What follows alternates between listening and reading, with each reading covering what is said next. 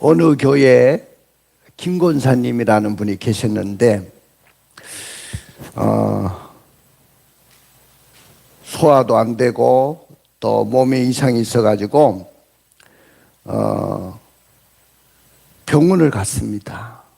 그러니까 아랫배에 주먹만한 한 덩어리가 이렇게 배에 잡히기 시작했어요.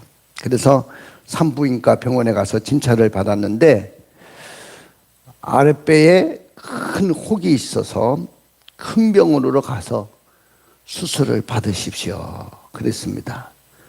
그러니까 큰 병원에 가서 개복 수술을 하고 이제 수술을 하려고 하니까 열어보니까 췌장암 또 난소암 말기 상태였어요. 그래서 암세포가 온 내장에 퍼져 다 제거할 수가 없어서 일부 나팔관과 자국만 드러내고 난소암과 췌장암은 손도 못 쓴 채 그냥 봉합하고 말았다고 합니다. 그런데 5개월 동안 항암 치료를 받기 시작합니다. 그 5개월 동안 정말로 힘든 항암 치료를 받기를 시작하는데 의사도 포기하고 이제는 도저히 제가 할 수 있는 일을 최선을 다했습니다마는 이제는 어떻게 할 수가 없습니다. 이런 절망적인 상황이 그에게 밀려왔습니다. 이제 죽음을 앞두고 하나님 앞에 얼마나 눈물로 기도했는지 모릅니다. 새벽 기도하고 또 철야 기도도 하고 금식 기도도 하고 작정 기도도 하고 온 성도들과 함께 합심 기도도 하고 하나님 앞에 간절히 기도하는데 어느 날 기도하는 중에 마음에 평안함이 오더랍니다. 그러면서 하나님이 말씀을 주시는데 여호와께서 너의 출입을 지금부터 영원까지 지키시리로다. 이 말씀을 하나님이 주시더라는 거예요. 그래서 목사님을 찾아가서 목사님 저한테 기도를 좀 해주십시오. 안수기도를 목사님으로부터 안수기도를 받고 그때부터 모든 것을 하나님께 맡겼어요. 뭐 죽는 것도 뭐 때가 됐으니까 하나님이 나를 데려가시는 거다. 살려주신다고 한다면 내가 최선을 다해서 남은 생에 주님을 위해서 살겠다. 이제 그런 마음을 가지고 기도를 했습니다. 의사가 나를 잡은 대로 병원에 입원했습니다. 다시 그 암을 제거하는 개복 수술을 받기로 했습니다. 그리고 개복하고 수술하려고 하던 의사가 깜짝 놀랐어요. 모든 암이 흔적 없이 사라졌다는 거예요. 할렐루야. 그래가지고 개복 수술을 하려고 했다가 다시 봉합하고 나왔다는 거예요. 당신은 기적을 체험했습니다. 이건 기적이라고 말할 수밖에 없습니다. 오늘 그 말을 듣고 그때부터 하나님 앞에 감사하며 남은 생에 더욱더 충성하는 그런 권사님이 되셨다는 거예요. 여러분들 오늘 이 김 권사님처럼 오늘 여러분들과 함께 하시는 그 하나님은 나의 하나님이신 줄로 믿습니다. 그 하나님은 기적의 하나님이시고 전능하신 하나님이시고 능력의 하나님이십니다. 기도하면 우리의 신앙이 하나님 앞에 상달이 되고 또 하나님께서 기뻐하는 믿음만 가지면 그리고 최선을 다해서 하나님 앞에 충성하게 되면 하나님께서 오늘도 우리에게 기적을 베풀어 주실 줄로 믿습니다. 할렐루야. 나는 오늘 여러분들도 고난 속에 있다고 한다면 힘들고 어려운 문제들이 있다고 한다면 하나님 앞에 감사하며 기도함으로 주님 앞에 나갈 수 있기를 주의 이름으로 축복합니다. 여러분들 누군가가 그런 말을 했어요.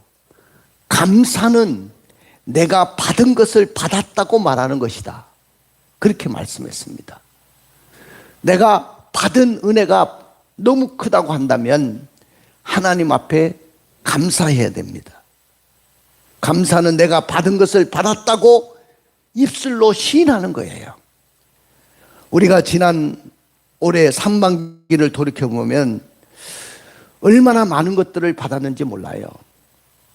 사실 금년에 우리가 시작할 때 저도 마음이 무겁고 여러분들도 마음이 무겁게 시작했어요. 어느 해보다도. 그러나 여러분들, 하나님은 그 무거운 마음을 꿈과 희망과 비전으로 바꿔주셨어요. 때로는 손해를 보기도 하고, 때로는 속상해서 눈물을 흘린 적도 있고, 때로는 산다는 것이 너무 힘들어서 살아갈 용기마저 잃어버린 적도 있었지만은, 그래도 내가 지난 상반기 동안을 계산해 보면 하나님께로부터 받은 것이 너무 많다는 거예요. 받은 은혜가 너무 크다는 것이죠. 받은 축복이 너무 크다는 것입니다. 세상에 사는 인간 중에서 하나님의 은혜를 받지 않고 사는 사람은 과연 있을까요? 다 하나님의 은혜를 받고 살아요. 하나님의 은혜는 악인이나 의인이나 불신자나 신자에게 누구에게나 공평하게 하나님은 은혜를 베풀어 주셔요. 물론 주의 백성들에게는 특별한 은혜를 주시지만은 하나님의 은혜는 모든 인류에게 똑같이 은혜가 내립니다. 그렇다면 그 은혜를 받은 우리들이 하나님의 은혜를 보답하며 사는 사람은 얼마나 될까요? 그렇게 은혜를 많이 받았는데, 아니 얼마나 받은 은혜에 감사하며 살아가고 있을까요? 우리는 얼마나 내게 주신 은혜에 보답할까가 아니고 얼마나 감사하는 마음으로 살아갈까, 이것이 중요한 것입니다. 왜냐하면 우리는 일평생을 두고도 내게 주신 은혜를 다 보답할 수 없기 때문이에요. 본문 시편 116편은 개인의 감사시입니다. 특별히 1절 2절의 그 내용은 서론적인 요약인데, 자신이 받은 구원에 근거해서 주님께 사랑과 헌신을 고백하고 있어요. 내가 주님 앞에 사랑하겠습니다. 내가 주님 앞에 이렇게 살겠습니다 라고 고백하고 있어요. 시인은 이전에 어려웠던 정황을 돌아보고 있어. 정말로 힘들고 어려웠던 상황을 되돌아봅니다. 그러면서 하나님께서 베풀어 주신 구원을 하나님 앞에 말씀드리고 찬양으로 나아가서 그 어려운 시절에 드렸던 내가 서운을 갚기 위해서 내가 감사제로 하나님 앞에 드리겠다고 결심하는 것을 봅니다. 사랑하는 성도 여러분, 오늘 여기에 시편 기자가 왜 모든 은혜를 무엇으로 보답할까라고 고백했을까요?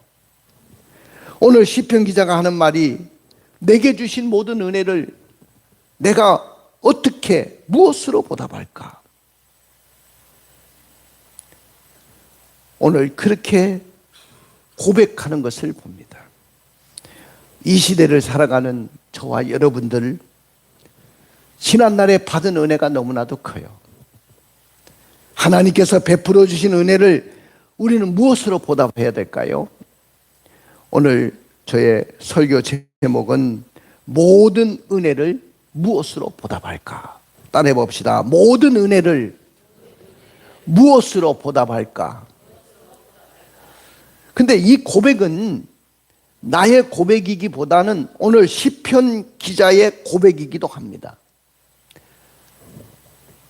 내게 주신 모든 은혜를 내가 여호와께 무엇으로 보답할까? 오늘 시편 기자는 그렇게 고백을 했습니다. 그러나 내게 주신 모든 은혜를 사람들은 감사하지 않습니다. 내게 주신 은혜가 너무나도 큰데 많은 사람들은 감사하지 못해요. 그냥 지금 내가 힘들고 어려운 것, 내 가정에 어려운 일, 물질적인 어려운 일, 질병으로 고통당하는 일, 이것이 더 큰 거예요. 그것 때문에 사람들은 눌리고 답답해하고 힘들어하면서도 하나님 앞에 받은 은혜에 대해서는 그렇게 감사하지 못해요. 나는 오늘 여러분들이 하나님의 은혜에 감사할 수 있는 여러분들이 되기를 원합니다. 감사할 때 기적이 일어나는 거예요. 그러나 많은 사람들은 내게 주신 모든 은혜를 어떻게 해요? 감사하지 않습니다. 그러면 왜 내게 주신 모든 은혜를 사람들은 감사하지 못하고 살아갈까요? 그것은 지난날에 받은 바 큰 은혜를 기억하고 살지 못하기 때문입니다. 지난날에 받은 은혜가 얼마나 큰데 그걸 기억하고 살지 못해요. 다른 말로 말씀드린다면 쉽게 잊어버린다는 거예요. 여러분들 받은 은혜가 너무나도 큰데 그걸 우리는 쉽게 잊어버려요. 그래서 내게 주신 모든 은혜를 감사하지 못하는 거예요.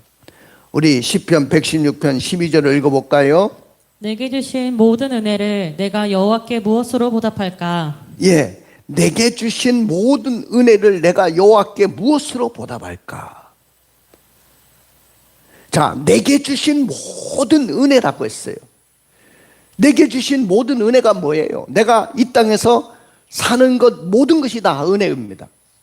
내가 오늘 숨 쉬고 사는 것, 지금도 중환자실에 가면 자가 호흡이 안 돼가지고 기계를 이용하고 산소호흡기를 끼고 그렇게 해서 숨을 쉬는 사람들이 많습니다. 근데 오늘 나는 내가 스스로 숨을 쉬고 내가 이 땅에서 살아간다는 그 자체가 너무 감사한 거예요.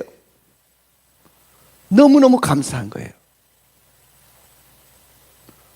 요전에 우리 사모님이 어깨가 아프다고 여기 한의원에 가서 물리치료를 받으러 갔어요. 물리치료를 받으러 가가지고 갑자기 저한테 전화가 온 거예요. 목사님, 내가 설 수도 없고 걸을 수도 없고 갑자기 내가 왜 이런지 모르겠다고. 내가 그래서 병원에 치료받으러 가가지고 왜 이렇게 병을 얻어서 왔냐. 병원에서 한 것은 아무것도 없다는 거예요. 자기가 자리만 이렇게 옮겼는데 자세만 바꿨는데 갑자기 다리가 마비가 되고 걷지를 못하겠다는 거예요. 이거 큰일 났어요. 내가 병원에 달려갔어요. 보니까 진짜 일어서지는 못하는 거예요. 멀쩡하게 걸어가가지고 어떻게 이런 일이 일어나나. 걷지도 못하고 내가 부축을 해서 어떻게 할 수도 없어요. 억지로 이제 내려왔습니다. 근데 여기 한의원의 의사 선생님이 저도 이런 일은 처음 봐서 정형외과에 가셔가지고 혹시 뼈가 잘못됐는지 사진을 찍어보는 것이 좋겠다. 그래서 또 차에 태워서 현대정형외과를 달려갔어요. 그러니까 엑스레이를 찍고 다 이제 이렇게 하고 의사 선생님 딱 만났는데 사모님은 뼈는 이상이 없는 것 같습니다. 그런데 뼈가 이상이 없는데 어떻게 이게 사람이 갑자기 치료받다가 걷지도 못하고 서지도 못합니까? 이런 일이 어디 있습니까? 그랬더니 근육에 무슨 경련이 일어나는지 저도 잘 원인은 모르겠습니다. 그럼 물리치료 받고 가십시오 이러는 거예요. 그럼 물리치료를 받고 이제 나와가지고 집까지 오는데 우리 집까지도 못 오는 거야. 한번 씨름을 해서 막 올라왔어요. 그래가지고 집에 다 왔는데 이거 한심스러운 거야. 야, 우리 집사람 이렇게 못 걷고 이제 서지도 못하면 이거 어떻게 되나 이거. 그냥 하나님 앞에 기도를 하는데 하나님 걸을 수 있도록 도와주시고 설 수 있도록 도와주세요. 의사들이 어떻게 할 수가 없다고 하네요. 기적을 보여주세요. 그리고 기도하면서 제가 안마기 매일 집사람한테 안마해주는 안마기가 있어요. 내가 옛날에 침을 배웠으니까 혈자리마다 그 안마기로 이렇게 안마를 해주면서 기도를 했습니다. 그러고 나서 서보라고 했더니 서진다는 거예요. 할렐루야.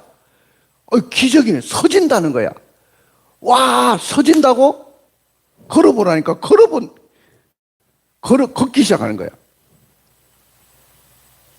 그걸 보면서 30 동안이지만은 가슴을 쓸어 내렸고, 또 내가 걷는다는 것이 얼마나 감사한지, 내 발로 걸어 다닌다는 것이 얼마나 감사하고, 내가 지금 건강하다는 것이 얼마나 감사한 거예요.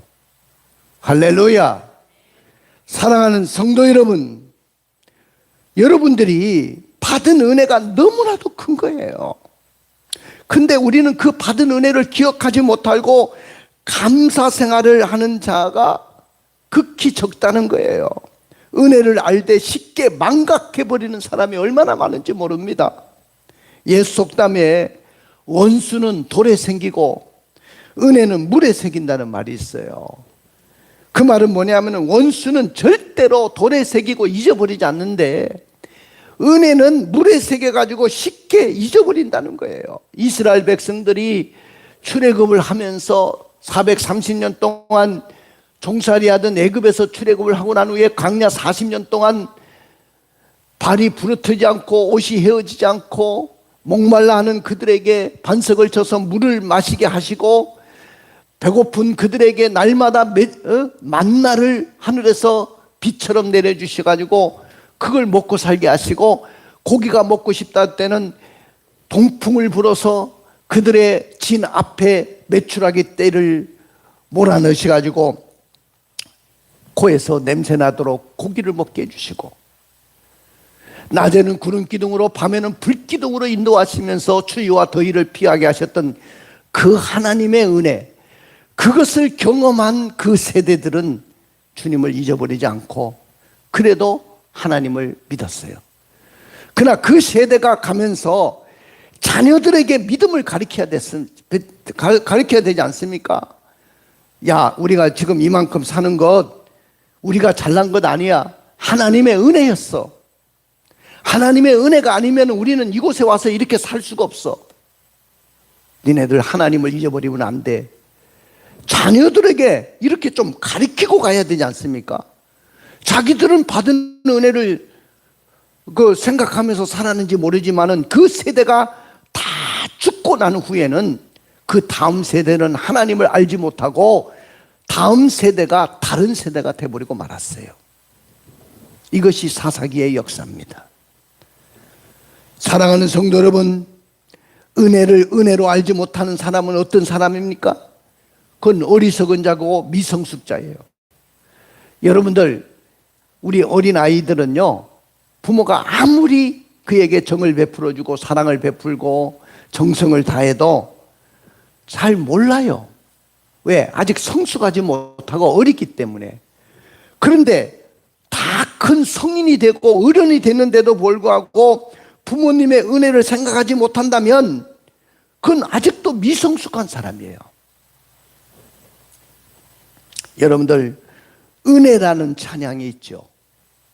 코로나 때 온 교회가 많이 애창했던, 아까 우리 김은혜 집사님 인도로도 찬양을 불렀죠. 송경민이라는 목사님이 불렀던 찬양이죠. 내가 누려왔던 모든 것은 당연한 것이 아니라 은혜였소. 모든 것이 은혜, 은혜, 은혜, 한없는 은혜. 내 삶에 당연한 건 하나도 없었던 것을 모든 것이 은혜, 은혜였소. 이렇게 노래하고 있습니다. 사랑하는 성도 여러분, 우리는 은혜가 아니면 살아갈 수 없는 사람들이에요. 그러면 그 은혜를 기억해야 되는데 쉽게 잊어버리고 말기 때문에 감사하지 못하는 거예요. 그 다음에 은혜를 알고도 배은망덕하기 때문입니다. 뭐요? 은혜를 알고도 배은망덕하기 때문에. 여러분들, 배은망덕이라는 말이 무슨 말이냐면은 남한테 받은 은혜를 저버리는 것을 말합니다. 부모님에게, 목사님에게, 또 형제에게, 아무에게, 가족들에게 받은 은혜가 너무나도 큰데 그 은혜를 받고도 그 은혜를 저버리는 것, 이걸 뭐라고 하냐면 배은망덕이라고 하는 거예요. 나는 오늘 여러분들이 배은망덕한 사람들이 되지 않기를 원합니다. 은혜를 알고도 배신하는 사람들은 어떤 사람입니까? 배은망덕한 사람이에요.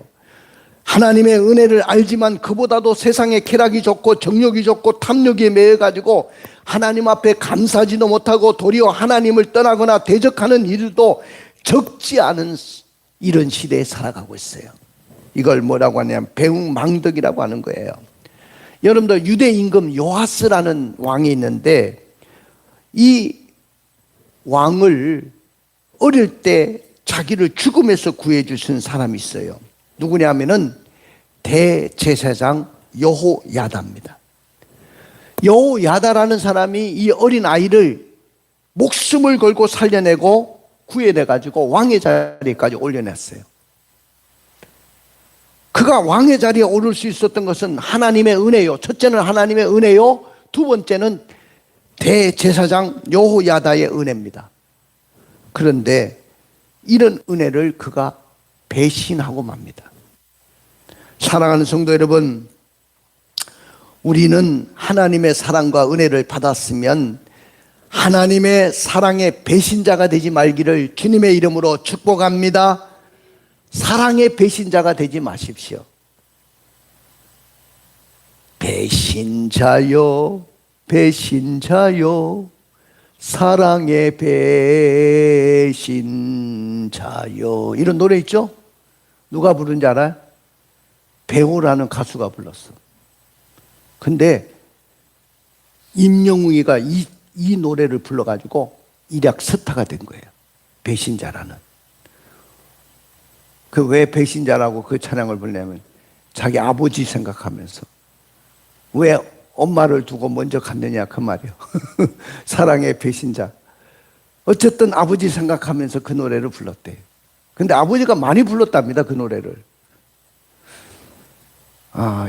여러분들 사랑의 배신자가 되지 않기를 원합니다.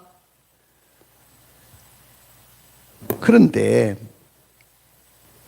지난날 받은 바 큰 은혜를 기억하고 살지 못하고 은혜를 받고도 배은망덕하며 은혜를 갚지 못하고 그렇게 살아갔던 이스라엘의 지난날의 역사를 보면 그들은 농사를 짓는데 농사가 안 되는 거예요. 흉년이에요. 흉작이에요. 또 전쟁이 일어나가지고 전쟁으로 다 빼앗기고요. 폐허가 되어가지고 생존에 필요한 최소한의 것마저도 극한적인 상황을 보여주고 있습니다.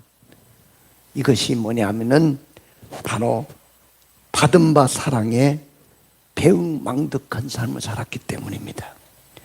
지금 우리 상황은요, 전쟁의 위험도 전쟁의 위험이지만은 지금 북한의 핵과 미사일로 한반도 안에 긴장이 고조되고 있어요. 언제든지 전쟁이 발발할 수 있는 상황이 되었어요. 우리는 전쟁이 끝난 것이 아니고 휴전 상태예요. 여러분 생각할 때는 우리가 지금 전쟁 끝났다고 생각하잖아요. 휴전 협정을 맺은 거예요. 6.25 사변 때. 그러면 언제든지 전쟁을 다시 재개할 수 있는 거죠.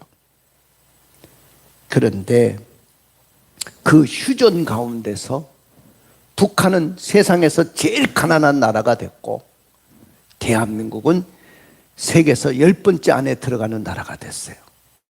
경제 대국이 됐어요. 아마 우리나라는 벌써 일본을 추월했어요. 일본. 여러분 일본 부러워했죠? 훨씬 우리나라가 일본보다 잘 삽니다. 그 다음에 유럽 쪽에 가보지만 유럽 부러워했는데 유럽에 별거 아니에요. 우리보다 훨씬 못 살아요. 여러분들 대한민국이 이렇게 좋은 나라입니다. 그런데 저는 지금 우리나라의 가장 큰 위험이 뭐냐면은 대한민국 안에 남남 갈등이에요. 서로 간에 못 잡아먹어서 완전히 그냥 한이 돼 있어요. 여러분들 지금은 똑같이 보이는데 우리나라에 어떤 사태가 벌어지냐, 비상사태가 되면 완전히 드러나게 돼 있어요. 이 남한 안에 남남 갈등이 너무너무 심각한 거예요. 나는 뉴스 보면서 막 소름이 끼치는 거예요. 북한은 김정은이는 무섭지 않아요. 전쟁 발발하면 한 20분 만에 북한은 초토화됩니다. 그런데 이 남쪽에 우리가 망할 수밖에 없는 이유 중에 하나는 남쪽에 서로 간에 적이 돼 있어요. 정치인들이 그걸 이용하고 있습니다. 나는 여러분들에게 그렇게 속지 않기를 원합니다. 하나가 돼야 돼요. 이 나라가 어떻게 세워진 나라입니까? 눈물로 세워진 나라예요. 옛날에 이 경부고속도로를 닦으려고요,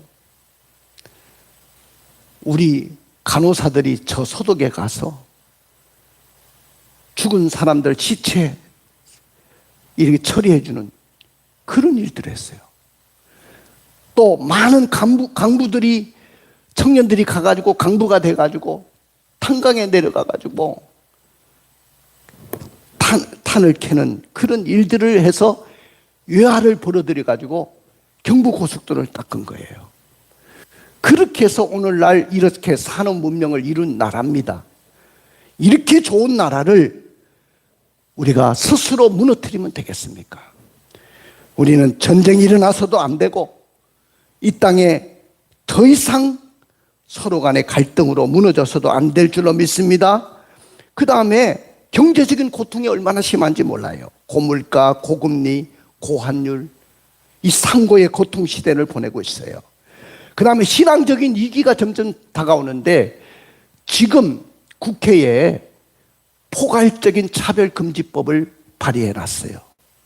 그 포괄적인 차별금지법은 어떤 거냐면 동성애자들이 나는 성적인 취향이 다르기 때문에 우리의 성적인 취향도 차별받아서는 안 됩니다 하고 포괄적인 차별금지법을 민주당에서 발의해놨는데 언제든지 숫자가 많으니까 190석 정도 되니까 통과시킬 수 있을 거예요. 국민 눈치 보고 있죠. 그런데 이 법이 통과되면 하나님의 창조 질서가 무너집니다. 남자와 여자가 만나서 결혼해서 생육하고 번성해야 이 나라가 잘 되는데 갖다 놔 애기도 안 낳는데 동성애자들 어떻게 남자가 만나서 아기를 낳고 여자가 만나서 아기를 낳고 가정을 이룰 수 있겠습니까? 그 다음에 그들의 성적인 타락을 막을 길이 없어요. 문제는 그 법 안에 있는 독소 조항입니다. 기독교를 무참하게 핍박하고 박해하는, 심지어는 교회가 완전히 문을 닫게 되는 그런 상황까지도 독소 조항에 넣어놨어요. 목사들이 예수 외에는 구원이 없습니다, 이걸 외치면 감옥 가야 돼요. 그 법에 의해서. 동성애자들이 목사님한테 와가지고 주례에 돌락하는데 내가 주례를 해주지 않으면 그들이 나를 고발하면 그 법에 의해서 저는 감옥 가야 돼요. 왜냐? 변호사를 사야 되는데 한 1억 정도를 들여야 변호사를 삽니다. 내가 어떻게 그 돈이 있어서 변호사를 살 수 있겠어요? 그 감옥 가야 되죠. 이런 신앙적인 위기가 오늘 우리에게 찾아오고 있습니다. 당연히 절망적인 분위기 속에서 우리는 땅바닥에 주저앉아서 통곡하며 하나님을 원망하고 싶은 심정이죠. 그럼에도 불구하고 내게 주신 은혜를 잊지 말고 감사하며 보답해야 되겠습니다. 할렐루야. 하나님은 그 은혜를 잊지 말고 감사하며 살기를 원하셔요. 여러분들, 하나님은 은혜로우시며 하나님은 의로우시며 우리 하나님은 긍휼이 많으시다고 오늘 본문 5절에 말씀하고 있습니다. 그러면 시편 기자는 왜 내게 주신 모든 은혜를 무엇으로 보답할까라고 했을까요? 그것은 첫째는 기도를 들어주시고 그 귀를 기울여 주셨기 때문이라고 이야기하고 있습니다. 한번 읽어보겠습니다. 1절 2절입니다. 여호와께서 내 음성과 내 간구를 들으심으로 내가 그를 사랑하는도다. 그의 귀를 내게 기울이셨으므로 내가 평생에 기도하리로다. 내게 주신 모든 은혜를 무엇으로 보답할까? 이 고백은 그가 날마다 하나님 앞에 기도했더니 기도를 들어주시고 또 그의 귀를 기울여 주셨다는 것이죠. 그래서 내가 하나님을 사랑할 수밖에 없고 내 평생에 기도할 수밖에 없다고 했습니다. 여러분들, 우리는 세상의 불신자들이 기도하는데 돌과 나무나 우상 앞에, 특별히 부처 앞에 가가지고 귀가 있어도 듣지 못하고 눈이 있어도 보지 못하고 입이 있어도 말하지 못하는 그 부처 앞에 가서 복을 달라고 비는데, 우리는 살아계신 하나님 앞에 날마다 기도함으로 하나님이 그 기도를 들으시고 그 기도에 귀를 기울이신다고 하니까 너무나도 감사하고, 또 그 기도가 응답되었으니 너무나도 감사한 거예요. 그래서 나는 그분을 사랑할 수밖에 없고 내 평생에 기도할 수밖에 없다고 고백하고 있습니다. 이렇게 기도의 응답을 받은 여러분들은 하나님의 은혜에 감사할 수 있는 여러분들이 되기를 주님의 이름으로 축복합니다. 금년 한 해도 기도해서 응답받았으면 그건 감사한 거예요. 아까도 이야기했지만은 갑자기 다리가 마비가 돼서 걷지 못하는 사모님도 기도함으로 일어서서 멀쩡하게 저렇게 걸어 다닐 수 있었다면 그것도 하나님의 은혜예요. 감사해야 된다 그 말이죠. 할렐루야. 그 다음에 두 번째는 환난과 슬픔 가운데서 우리 영혼을 건져주셨기 때문에 그래요. 우리 3절 4절을 읽어볼까요? 사망의 줄이 나를 두르고 수월의 고통이 내게 이르므로 내가 환난과 슬픔을 만났을 때 내가 여호와의 이름으로 기도하기를 여호와여 주께 구하오니 내 영혼을 건지소서 하였도다. 시인은 구체적으로 자신이 죽음에 던져졌다고 했어요. 자신이 사망의 줄에 묶였다는 거죠. 사망의 줄이라는 것은 마치 저승사자가 와가지고 자기를 칭칭 묶고 포승줄로 묶고 자신을 끌고 가는 것을 말하는 거죠. 사망의 줄이 나를 들었다. 또 스월의 고통이 이루었다는 말은 음부의 고통스러운 그 지옥에 내가 갈 수밖에 없는 상황이었다는 거죠. 그것은 뒤돌아보니까, 자신의 지나온 세월을 되돌아보니까 위로를 찾을 수도 없고, 자기가 당하는 모든 고통은 사망의 줄에 내가 눌려있고 나를 두르고 있고 수월의 고통이 지옥에 떨어질 수밖에 없는 그런 환난과 슬픔 속에 있었는데 하나님이 자식을 구원해 주었다는 거예요. 금년 한 해도 환난과 슬픔 속에서 나를 구원해 주셨다면 그것은 하나님의 은혜인 줄로 믿습니다. 사망의 줄이 나를 두르고 음부의 고통의 장소에 나를 끌고 가려고 하는 이 흑암의 세력으로부터 내가 구원을 받았다고 한다면 너무너무 감사한 줄로 믿습니다. 그래서 4절에 읽어볼까요? 내가 여호와의 이름으로 기도하기를 여호와여 주께 구하오니 내 영혼을 건지소서 하였도다. 그래서 너무 고통스러워서 여호와여 주께 구하오니 내 영혼을 건져달라고 기도했다는 거예요. 그렇게 새벽 기도도 하고 금식 기도도 하고 작정 기도도 하고 철야 기도도 하고 하나님 앞에 매달리고 기도했더니 하나님이 놀라운 역사를 일으켜 주시더라는 거예요. 그 다음에 세 번째는 왜 내게 주신 은혜를 감사하느냐? 구원해 주신 하나님의 은혜 때문이라는 거죠. 5절부터 10절을 읽어볼까요? 여호와는 은혜로우시며 의로우시며 우리 하나님은 긍휼이 많으시도다. 여호와께서는 순진한 자를 지키시나니 내가 어려울 때에 나를 구원하셨도다. 내 영혼아 내 평안함으로 돌아갈지어다. 여호와께서 너를 후대하심이로다. 주께서 내 영혼을 사망에서 내 눈을 눈물에서 내 발을 넘어짐에서 건지셨나이다. 내가 생명이 있는 땅에서 여호와 앞에 행하리로다. 내가 크게 고통을 당하였다고 말할 때에도 나는 믿었도다. 오늘 시편 기자는 뭐라고 이야기하냐? 내가 어려울 때, 내가 가장 어려울 때 나를 구원해 주셨다는 거예요. 금년 안에도 가장 여러분들이 어려울 때 주님이 구원해 주신 그 은혜를 받으신 줄로 믿습니다.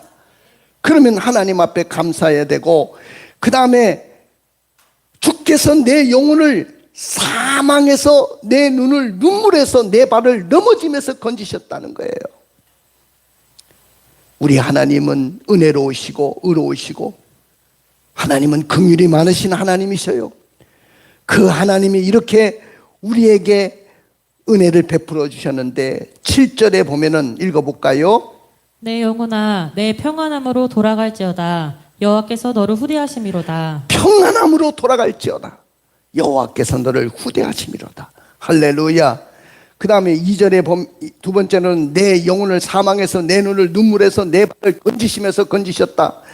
오늘 이 고백을 그는 하고 있어요. 그러면 여호와께서 내게 주신 은혜를 무엇으로 보답할까요? 자, 13절의 말씀을 읽어보세요. 내가 구원의 잔을 들고 여호와의 이름을 부르며 구원의 잔을 들고 여호와의 이름을 부르며, 그 다음 17절에 내가 주께 감사제를 드리고 여호와의 이름을 부르리이다. 내가 주께 감사제를 드리고, 우리처럼 감사절기를 지키며 여호와의 이름을 부리리로다. 할렐루야. 내가 구원의 잔을 들고, 여호와의 그 구원의 잔을 들고 여호와의 이름을 부르며 내가 주께 감사를 드리며 여호와의 이름을 부르겠다. 나는 오늘 여러분들이 이 맥주 감사절에 이런 은혜가 있기를 원합니다. 내게 주신 은혜를 정말로 보답하려는 그 마음이 있기를 원합니다. 그 다음에 두 번째는 공회 앞에서 서운을 갖겠다고 고백했어요. 14절을 읽어봐요. 여호와의 모든 백성 앞에서 나는 나의 소원을 여호와께 갚으리로다. 그 다음에 18절 19절을 읽어볼까요? 내가 여호와께 서원한 것을 그의 모든 백성이 보는 앞에서 내가 지키리로다. 예루살렘아, 내 한가운데서 곧 여호와의 성전들에서 지키리로다. 할렐루야. 여러분들, 서원이라는 것은 내가 힘들고 어려울 때 주님 나를 여기서 건져주시면 내가 이렇게 주님 앞에 하겠습니다. 아마 그렇게 서운했던 것들이 있을 거예요. 그 서운한 것을 기억하고 내가 갚겠다는 거예요. 이것이 바로 맥주 감사절인 줄로 믿습니다. 우리 한번 따라해 봅시다. 감사는 내게 주신 모든 은혜를 보답하는 것입니다. 그렇습니다. 감사는 기도를 들어주시고 그 귀를 기울여 주신 것 때문에 내게 주신 모든 은혜를 보답하는 거예요.